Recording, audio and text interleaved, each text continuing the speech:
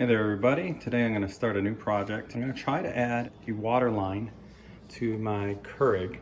I've seen this on other YouTube videos and how they do it with the kind of Keurig that has the water reservoir on the left or on the right. This one's going to be a little bit more of a challenge just because my water reservoir is this curved mess, right? So there isn't really a clear spot where I could put a float valve easily. But I've removed the filter. I think it's not necessary if I'm going to be going from filtered water anyway from my fridge line, which uses reverse osmosis water. So I'm going to get rid of the filter, and then what I'm planning to do, I was going to try to put the valve on the side like that, but no matter how I do it, there's not enough clearance. Sorry, there we go. There's not enough clearance to really do it. So what I'm going to end up doing is putting it into the lid instead, so that it's more like that, and then it'll float like that, and it'll fill up from the top. So I'll basically be attaching it to the lid, as you can imagine it being inside, hanging from the lid.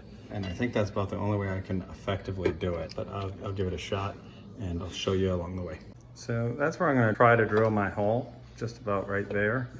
It's a little bit challenging because this type of plastic likes to crack, so I'm going to have to be very careful on how I drill it. So I'll give you how it comes out in just a minute. I'm going to start with a really small bit, and then I'll graduate up to slightly larger, slightly larger, slightly larger until I get to, I believe it's a 1/2 inch bit is what I need in the end. If I go large right away, I'm risking cracking it a lot more, so I'm gonna give it a shot. All right, so you can see I've done a tiny hole. Now I'll graduate up to something a little bit larger.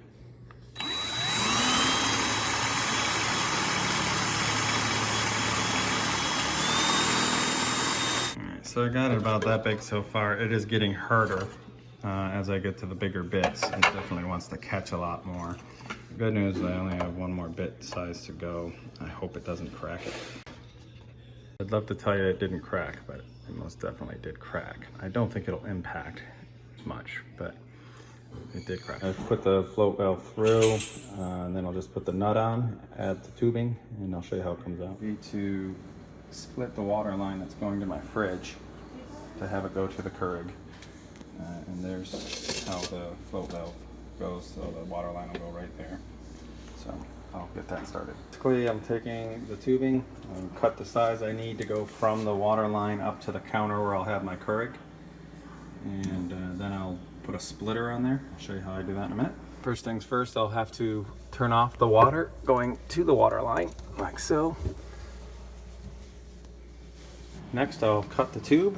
I'm doing it over a bucket so that it catches any water that is left in the lines from before I turned it off. You can see there was plenty of water in there. Take a look at that drain. You could use either a Y or a T type splitter. In this case, I'm going to go ahead and do a T just because I can have it go one way and then straight up and the other one towards the fridge. So I'm going to use this one right here. But you could use this one as well. Either one will work. All right, so good as I got it all installed, everything's spliced. Bad news is apparently the valve works backwards. So I'm gonna have to try to flip it the opposite direction so that as you can see, the bulb when it's up is turning on and when it's down it's turning off. So I need it to be opposite, so I'm gonna try to remaneuver it to be the opposite. I'll show you in a minute. Okay, so I figured out how to fix the float valve.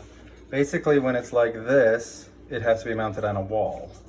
But you see that pin right there, the plastic pin, if you just push that out, push it against something hard, then you reverse this so that it comes out the other side, then it can be mounted from the top, like I've done here.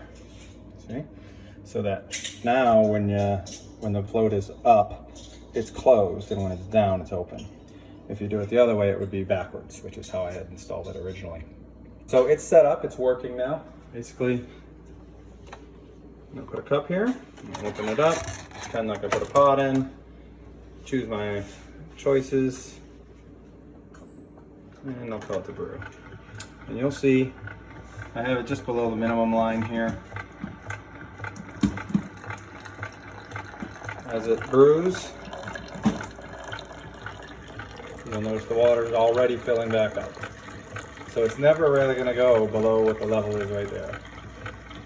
So as it's stealing it for brewing your coffee, the water line's refilling it. And you don't really hear it. It's so it's not noisy. The water line pretty much hovers where it is, even though it's using water right now to make that coffee. You can adjust the ball or the float valve to have it fill it even more, but it does like little clicks as you adjust it right here, right? So as you adjust it one way or the other, I found that one more click makes it go above the fill line and it actually starts leaking out here. So right where it's at right now, it'll fill it to just below the minimum for a craft line, but it doesn't actually tell you it needs water until it's much lower down here. But for the craft line, it needs to be at least there, which is good because that's right about where it fills it to. The last little bit is slow because it's mostly sealed already, but it is still dripping, you can see. So it does fill it up to a bit above that minimum line before it shuts off automatically.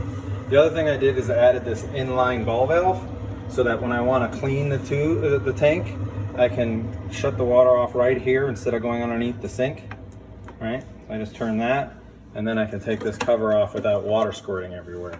But that's basically the setup, okay? Again, to do this, I did have to take out the water filter.